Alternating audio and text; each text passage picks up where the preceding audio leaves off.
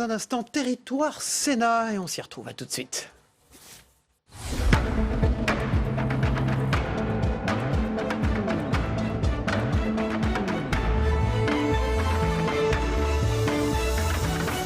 Bonjour à ceux qui nous rejoignent, c'est l'heure de Territoire Sénat et l'actualité parlementaire et sénatoriale avec dans un instant l'invité politique, mais tout de suite les titres de cette actualité au Sénat et au Parlement. Saveria. Bonjour à tous, à la une de l'actualité ce matin, la taxe GAFA à l'épreuve du Sénat. Ce projet de taxe sur les géants du numérique doit faire de la France un des pays pionniers en la matière. Problème, la commission des finances du Sénat juge le texte risqué juridiquement. Elle a donc adopté un amendement pour limiter dans le temps la durée de vie de cette taxe. Dernière ligne droite pour la réforme de l'école. Le vote solennel de la loi Blanquer est prévu demain. Les sénateurs ont profondément modifié le texte. Ils ont notamment supprimé un des articles phares de la loi, la possibilité de fusionner école et collège dans certains territoires. Et puis le projet de loi sur la distribution de la presse, ce texte réforme en profondeur la loi Bichet d'avril 1947. C'est la réponse du gouvernement à la crise traversée par le secteur. Pourquoi faut-il réformer et moderniser la distribution de nos journaux? On en parle dans cette édition. La taxe GAFA à l'épreuve du Sénat, ce projet de taxe sur les géants du numérique doit faire de la France un des pays pionniers en la matière. Problème, la commission des finances du Sénat juge le texte risqué juridiquement. Elle a donc adopté un amendement pour limiter dans le temps la durée de vie de cette taxe. Explication Adrien Develay. L'initiative du gouvernement ne fait toujours pas l'unanimité. Le Sénat s'apprête à discuter de la taxation des géants du web. Une taxe qui concernerait la publicité en ligne, la revente de données et l'intermédiation. Mais la droite sénatoriale est encore réticente à voter une telle mesure qui pénaliserait aussi, selon elle, les entreprises françaises. Les estimations de Bercy sur la contribution des GAFA à cette nouvelle taxe, ça sera 20%. Donc ça veut dire que 80% de la taxe ne seront pas payés par les GAFA, mais par contre concerneront soit des entreprises françaises, soit des contribuables français à titre personnel. La commission des finances du Sénat craint aussi pour la fragilité juridique du texte. La taxe votée sans le feu vert de l'Union européenne pourrait ensuite être rendue caduque par Bruxelles. Juridiquement, ça ne tient pas la route vis-à-vis du droit européen et qu'on risque d'avoir les désagréments de devoir rembourser les gens qui vont pendant 3-4 ans payer cette taxe. C'est-à-dire on fera reporter sur les gouvernements du futur une somme financière que le gouvernement actuel va éventuellement ponctionner. Partagée, la commission des finances a ajouté un amendement lors de l'étude du texte. Cet amendement, s'il est adopté, limiterait la taxe jusqu'en 2022. Une taxe temporaire donc. C'est aussi ce qu'espère le sénateur de La République En Marche, Julien Bargeton. De toute façon, cette taxe est temporaire parce que l'idée est bien de lancer un signal, notamment à l'Europe, pour dire que la France est prête. Il y a d'autres pays qui y réfléchissent, l'Espagne, la République tchèque notamment. Donc l'idée, c'est bien d'avoir une taxe qui sera temporaire parce qu'ensuite, il faudra passer à une échelle européenne puis mondiale. Une taxe pourtant lucrative. L'État espère 400 millions d'euros de gains pour le reste de l'année 2019, 650 en 2022. Voilà, on poursuit l'examen de ces actualités parlementaires et sénatoriales avec une invitée politique ce matin, Sophie Tallier-Polian. Bonjour, vous êtes sénatrice Parti Socialiste du Val-de-Marne et merci d'être sur notre plateau. Bonjour Sophie Tallier-Polian, vous êtes chef de file de votre groupe sur la loi GAFA. On vient de voir un sujet justement sur cette taxe. Une loi que le Sénat examine à partir de demain. Elle est jugée risquée sur le plan juridique par Albéric de Montgolfier, le rapporteur général de la Commission des finances du Sénat. Est-ce que vous partagez cette inquiétude ?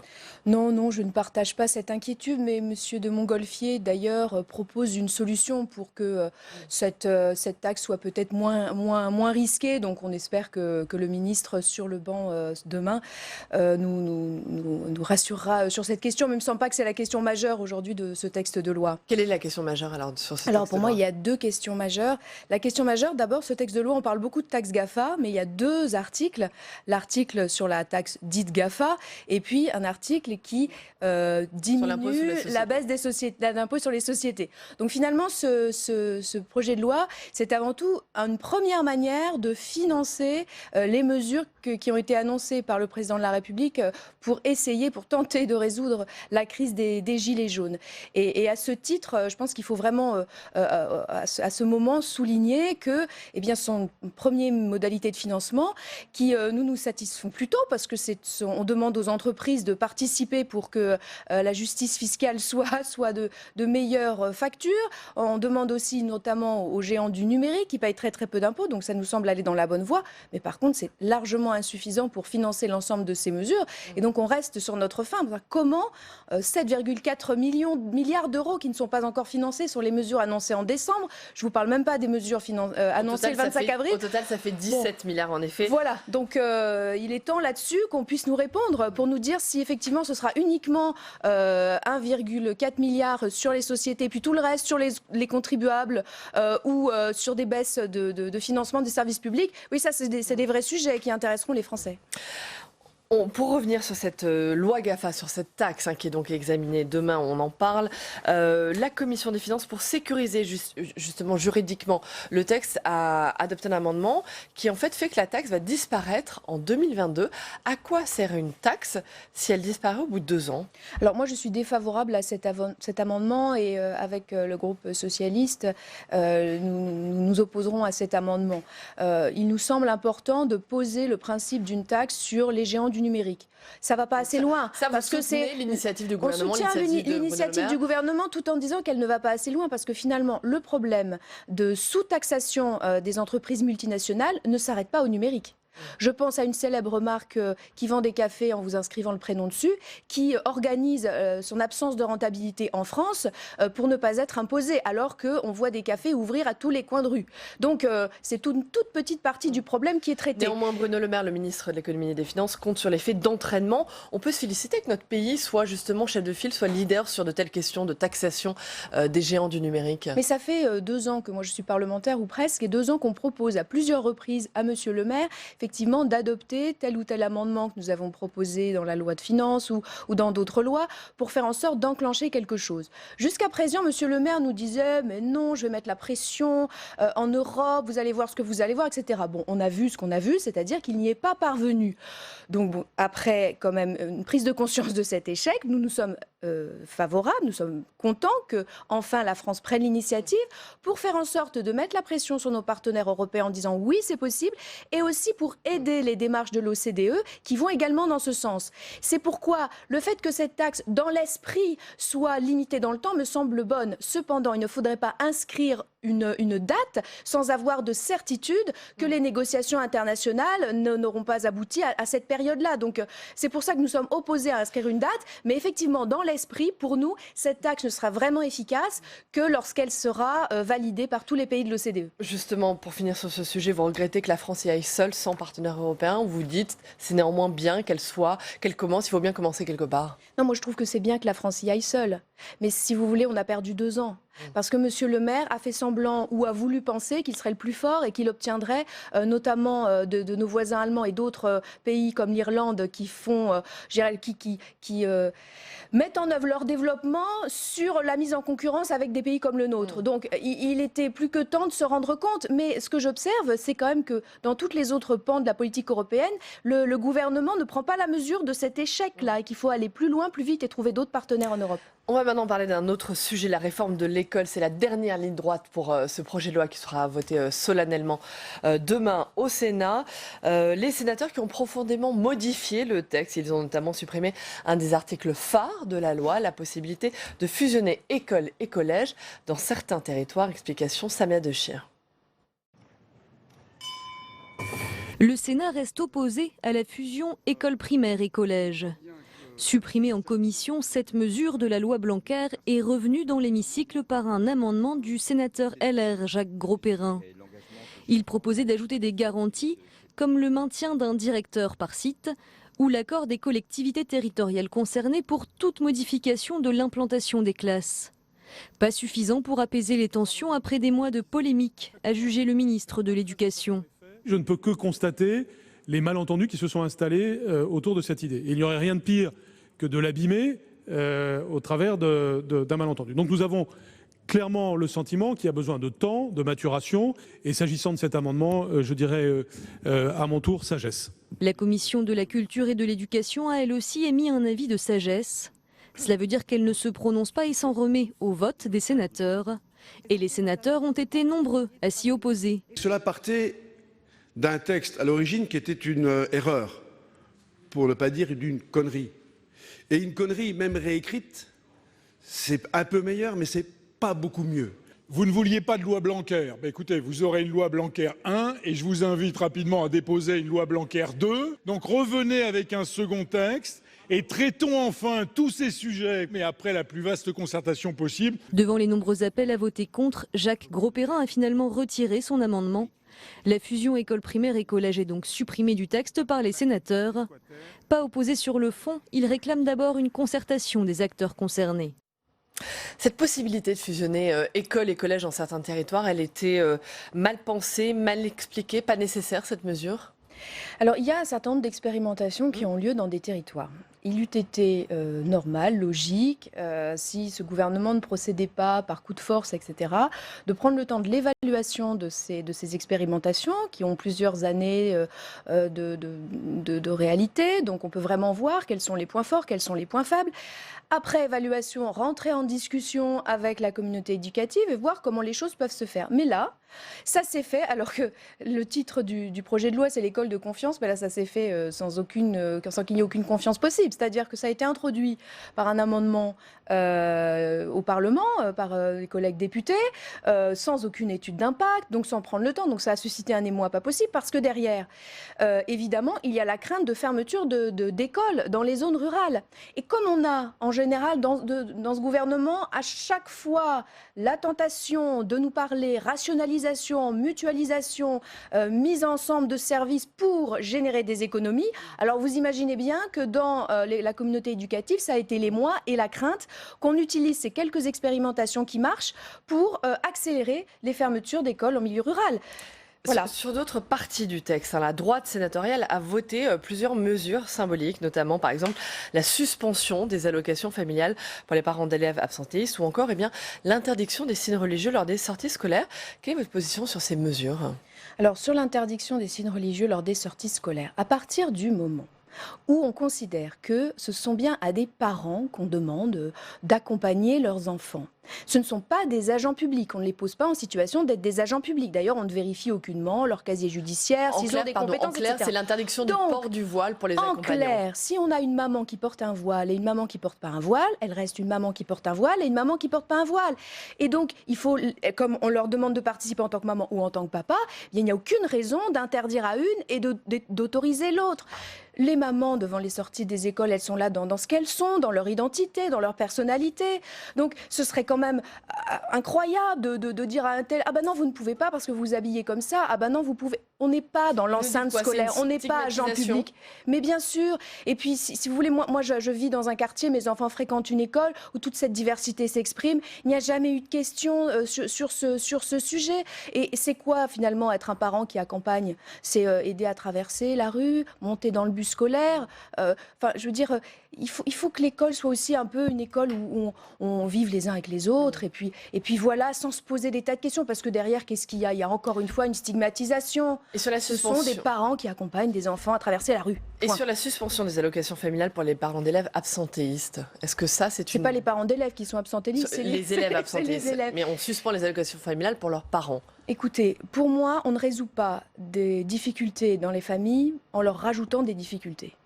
Donc, si vous voulez, ce n'est pas parce que les familles ont des difficultés d'autorité vis-à-vis de leurs enfants qu'on va régler ce problème en les mettant encore plus en difficulté. Alors, ils vont dire « Ah ben, tu comprends, mon petit chéri, tu sèches les cours tous les jours, j'ai du mal à faire valoir mon autorité sur toi, mais il y a la CAF, elle va plus me donner d'argent. » Alors, je veux dire, c'est encore l'autorité parentale qui est encore plus mise à mal. Ça n'a pas d'efficacité. Dernière question rapidement. C'est vraiment des mesures, je dirais, qui relèvent un peu d'une droite réac qu'on a retrouvée dans l'hémicycle à l'occasion de la loi confiance sur l'école. Vous ne retenez rien de positif dans cette réforme. Par exemple, l'école obligatoire à 3 ans, adoptée à l'unanimité au Sénat. Jean-Michel Blanquer, le ministre de l'Éducation nationale, nous dit que c'est un très grand progrès social. Est-ce que vous êtes d'accord ? Alors, c'est un progrès dans la loi, dans le principe. Mais ce n'est pas un grand progrès social, puisque ça concerne très peu d'enfants qui ne vont pas à l'école. Et encore certains vont au jardin d'enfants, où il y a quand même des gens qui sont dans un cadre collectif, éducatif, etc. Donc on n'est pas dans le cadre d'un vaste progrès social. On est dans un progrès sur les principes qu'il est juste et bon de souligner. Cependant, on le sait, il y a des conséquences financières pour les collectivités, et alors qu'on est en restriction budgétaire pour tous les services publics, on va aider davantage les écoles privées financièrement, parce que c'est cela la conséquence concrète de cette décision. Plus que pour quelques milliers d'enfants, la conséquence concrète de cette décision, c'est d'obliger les mairies à subventionner les écoles maternelles privées, qui donc vont avoir peut-être d'autant plus de raisons de se développer. Donc pour moi, ce n'est pas la bonne solution d'avoir fait ça en faisant comme si ces conséquences n'existaient pas alors qu'elles sont majeures. Merci. Sophie Tallier-Polian, vous êtes sénatrice PS du Val-de-Marne. Que se passe? Sénatrice Génération. Génération. Voilà, mais apparentée socialiste. Voilà, Il n'y a pas de groupe Génération Sénat, donc bien un groupe socialiste au Sénat. On l'explique bien. Alors, le Val-de-Marne, pourquoi cette tension? Le commissariat de Boissy-Saint-Léger a été attaqué par plusieurs individus. 3 policiers ont été intoxiqués par de l'acide chlorhydrique d'ailleurs, jeudi à vendredi, dans la nuit de jeudi à vendredi. 4 jeunes hommes, dont un mineur, ont été placés en garde à vue. La situation est décrite comme explosive depuis la fusillade entre des clans rivaux à toujours Boissy-Saint-Léger. Pourquoi cette tension dans le Val-de-Marne? Vous en êtes sénatrice. Alors écoutez, il n'y a pas forcément de tension dans tout le Val-de-Marne. Il ne faut pas non plus généraliser. Là, j'ai parlé de Boissy-Saint-Léger. Boissy-Saint-Léger, dans tout le Val-de-Marne. Il y a un certain nombre de difficultés dans le Val-de-Marne, comme dans tous ces territoires dont certaines poches souffrent d'une grande paupérisation qui malheureusement ne cesse de s'accentuer. Donc aujourd'hui, on voit aussi une situation où les forces de police ne sont pas renforcées et où il y a certes l'expérimentation de la police du quotidien sécurité, mais pas sur ces territoires-là. On l'a dit à plusieurs reprises. Il y a nécessité d'une police de proximité et que les commissariats soient renforcés. Ce n'est pas le cas dans nos territoires aujourd'hui, alors même que, évidemment, effectivement, on ressent une montée des actes très graves, mais qui sont quand même relativement isolés. Je ne voudrais pas qu'on ait une image d'un Val-de-Marne à feu et à sang. Isolé, mais qu'il faudrait traiter par des forces de police dans la proximité et qui soient toujours en nombre. On a souvent dans nos territoires des appels de citoyens, il n'y a pas de voiture. On a dans certains commissariats une diminution du nombre de fonctionnaires de police depuis des années et des années. Merci beaucoup. Merci beaucoup de votre participation à Territoire Sénat. Sophie Tallier-Polian, sénatrice Génération. Les temps forts maintenant. L'agenda cette semaine au Sénat. Demain, 13h30, une table ronde sur la mission d'information sur la gratuité des transports collectifs. Est-ce une fausse bonne idée ou une révolution écologique et sociale des mobilités? Les sénateurs veulent étudier à la fois des exemples de collectivités territoriales qui ont mis en place cette gratuité, totale ou partielle, mais également les raisons qui ont conduit certaines d'entre elles à y renoncer. Toujours demain, 17h45, examen de la loi qui crée une taxe sur les services numériques, la taxe GAFA. Elle est jugée risquée sur le plan juridique par le rapporteur de la Commission des finances du Sénat, Albéric de Montgolfier. La droite sénatoriale, plutôt gênée par cette taxe. On ne sait pas si le Sénat votera cette loi ou pas. Et puis mercredi à 16h, on va en parler. C'est l'examen du projet de loi sur la distribution de la presse, le texte qui réforme en profondeur la loi Bichet d'avril 47. C'est la réponse du gouvernement à la nouvelle crise traversée par le secteur. La Commission de la culture du Sénat a adopté 22 amendements qui visent notamment à établir une régulation par l'ARCEP plus efficace et plus transparente, ainsi qu'à sécuriser les conditions de diffusion. Voilà, on passe à l'agenda. Après cet agenda, on passe maintenant à l'œil 2. Merci. Allez, merci. Voilà, c'est l'œil de Carbon de 16. Vous êtes avocat, spécialiste en liberté publique. Merci d'être avec nous sur ce plateau ce matin. Bonjour. Bonjour Carbon de 16, également spécialiste en droit de la presse. Le Sénat qui examine, je viens de le dire, cette semaine, le projet de loi sur la distribution de la presse. C'est donc le texte qui réforme la loi Bichet d'avril 47. De quoi s'agit-il? Pourquoi il faut réformer tout d'abord cette distribution de la presse? Parce que ça marche plus. Ça marche plus. Prestalis est sous perfusion.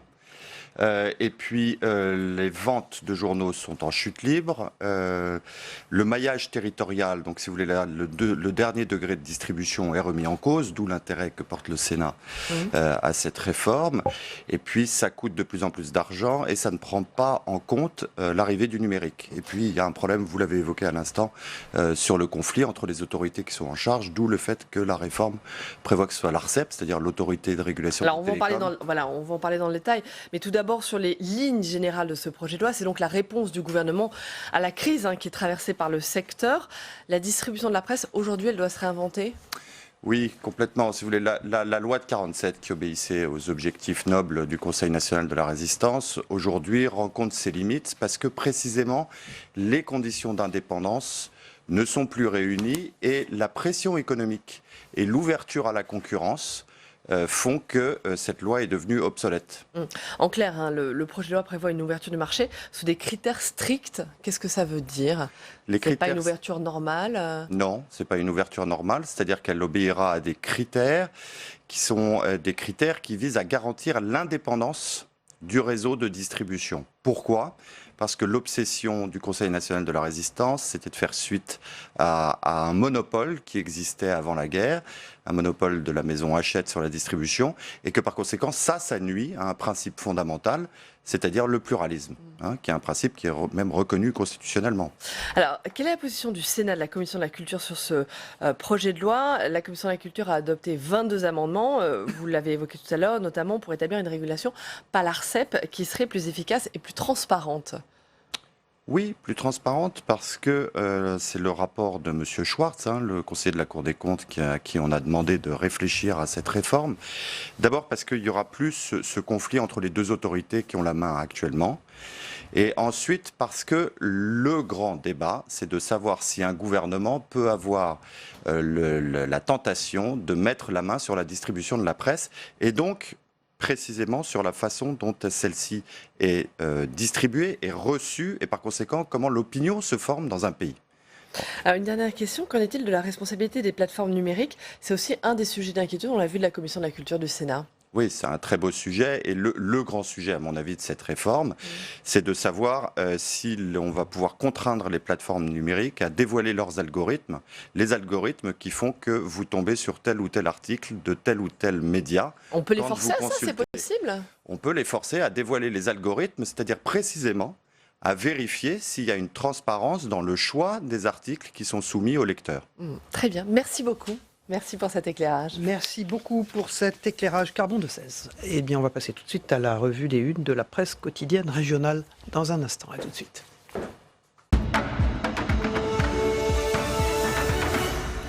À la une de l'Ardennais, c'est l'affaire Vincent Lambert. L'arrêt des traitements est prévu aujourd'hui. Jusqu'au bout, ses parents auront tout tenté après avoir imploré le président de la République de s'opposer à un crime d'État commis au prix d'un coup de force contre l'État de droit. Les avocats des parents de Vincent Lambert ont annoncé déposer 3 nouveaux recours pour tenter de stopper l'arrêt des traitements de l'ancien infirmier de 42 ans. Vincent Lambert est dans un état végétatif chronique depuis un accident de la route en 2008. Il souffre de lésions cérébrale irréversible selon les experts. La décision d'arrêter ses traitements oppose 2 parties de sa famille depuis 2013. Son épouse Rachel et 6 de ses frères et sœurs qui ont accepté la décision prise par les médecins de l'hôpital de Reims. Et puis Pierre et Viviane Lambert, ses parents proches des catholiques intégristes de la fraternité Saint-Pie X, ainsi qu'une frère et une sœur qui eux s'y opposent. Ils ont participé hier à un rassemblement devant le CHU de Reims réclamant la vie pour Vincent. Le Républicain Lorrain ce matin avec les européennes à la une, l'abstention toujours en tête. Tous les sondages sont d'accord sur un point. Les abstentionnistes seront plus nombreux que les votants le 26 mai. Depuis 20 ans, en effet, moins d'un Français sur 2 se rend en moyenne aux urnes pour élire les eurodéputés. La participation tombant même à moins de 43% en 2014. Sauf qu'une abstention record pourrait cette année avoir des effets décisifs à l'échelle nationale. Élection intermédiaire sans véritable proximité avec les citoyens. Les européennes seraient vues comme un scrutin de second ordre où tout est permis. Voter par conviction ou s'abstenir. Voilà, dans l'Indépendant de Perpignan, c'est le glyphosate qui est détecté dans les lacs et les cours d'eau. Les traces de glyphosate et d'autres désherbants ont été retrouvées dans les lacs et les rivières du pays selon Génération Future. Dans les Pyrénées-Orientales, Génération Future fait état de 65% de tests positifs. En 2015, au total, 232 substances, pesticides ou perturbateurs endocriniens ont été trouvés au moins une fois dans un département. Avec qu'en moyenne, 41 substances par département. Les 3 substances qui arrivent en tête sont le glyphosate, l'atrazine, c'est un désherbant qui est interdit depuis 2003, ainsi que le métolachlore, c'est un herbicide, précise l'association. Et puis, elle a une de Midi Libre, le petit déjeuner gratuit entre à l'école. Ça fait des heureux d'ailleurs. C'est l'une des mesures phares du plan pauvreté annoncé en septembre dernier par Emmanuel Macron. L'État va financer des petits déjeuners gratuits dans les écoles de certaines zones défavorisées. C'est une première en Occitanie, en phase de test, notamment à Carcassonne. La mesure doit lutter contre la malnutrition. Le petit déjeuner gratuit sera généralisé en septembre. Il va concerner 100 000 élèves dans les écoles volontaires qui sont situées en REP. Ce sont les réseaux d'éducation prioritaire. L'objectif, c'est de permettre aux enfants de ne pas commencer leur journée le ventre vide, de rester concentrés pendant toute la matinée et puis d'apprendre dans les meilleures conditions, explique Jean-Michel Blanquer, le ministre de l'Éducation nationale. Merci Saveria. Rendez-vous demain. On va regarder ensemble la météo des territoires en France de Gilles Mourou. Vous allez voir la pluie qui est au programme.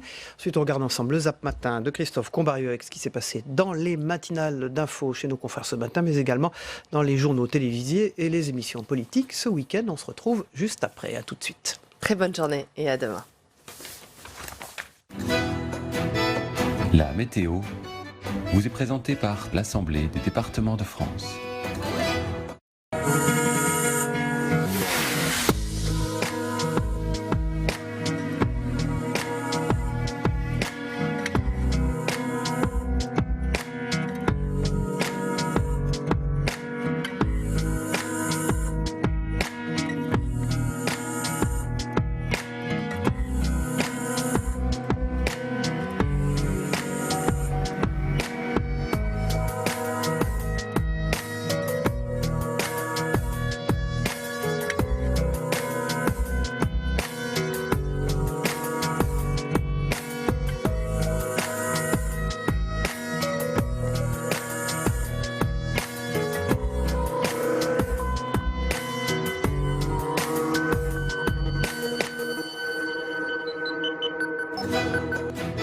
C'était la météo avec l'Assemblée des départements de France. L'Europe, c'est d'abord notre intérêt national. Si jamais nous sommes derrière, mais la France sort affaiblie, parce que les nationalismes auront fait un progrès supplémentaire. Et derrière les nationalismes, il y a quoi? Il y a la soumission. J'avais déjà eu l'occasion de dire que Emmanuel Macron semblait être frappé par le syndrome de l'enfant roi. Une sorte de conviction de surpuissance, une intolérance à la frustration et un désir absolu de ne respecter aucune limite et aucune règle. Je suis scandalisé qu'aujourd'hui le président de la République, d'ailleurs sur ce point trouvant un intérêt commun avec Marine Le Pen, cherche à faire de ce débat l'occasion d'un 3e tour de l'élection présidentielle. Nous n'avons pas pour but de nous attaquer à l'un ou à l'autre, de nous attaquer au populisme. Monsieur Bellamy est un type courtois, qui présente bien, qui est plutôt aimable. Mais alors quand on l'écoute et qu'on lit ce que sont ses positions politiques, au secours, quoi. C'est vraiment la droite la plus archaïque qu'on connaisse dans ce pays. Ce n'est pas un duel, c'est un duo. Ils sont d'accord sur l'essentiel, La République En Marche et le Rassemblement National. Ils ont la même vision économique, ils ne veulent pas, par exemple, augmenter le SMIC. Ils ont la même vision des institutions. Ils sont favorables à la 5e République. Nous disons, nous, qu'il faut passer à une 6e République. À force de ne plus la voir, elle est devenue un objet de curiosité. C'est même devenu un objet de collection, pour tout vous dire. Regardez son comité de soutien. C'est pas un comité de soutien, c'est une brocante. Tout l'ancien monde est à son chevet. Elle est toujours avec son nouveau meilleur ami, M. Bardella. Vous savez pourquoi? Parce que M. Bardella, c'est celui qui la ferait presque passer pour une femme de gauche. Je croyais que le duo, c'était plutôt la France insoumise avec le RN, avec le Rassemblement National. Pouvez-vous donner un argument, un argument de fond? Les deux souverainistes de chaque côté, avec des différences tellement ténues que certains de nos élus passent d'un camp à l'autre. Sur quel point? D'un camp à l'autre. Quelle est la différence ténue dont vous parlez? Le duo, il est là. On ne peut pas arrêter les particules fines, les pesticides à une frontière. Si on veut vraiment réussir la transformation écologique, ce qu'on veut faire, eh bien, il faut le faire au niveau européen. Et il faut le faire avec un équilibre économique et un accompagnement social, d'où notre feuille de route sociale aussi. Parce que c'est quoi Macron aujourd'hui? C'est finalement une sorte de gloubi-boulga libéral qui a réuni la gauche qui avait échoué, la droite qui a échoué, et pour dire en fait, on n'a pas de projet, on n'a pas d'espoir, on ne porte pas une espérance, nous portons un vote contre.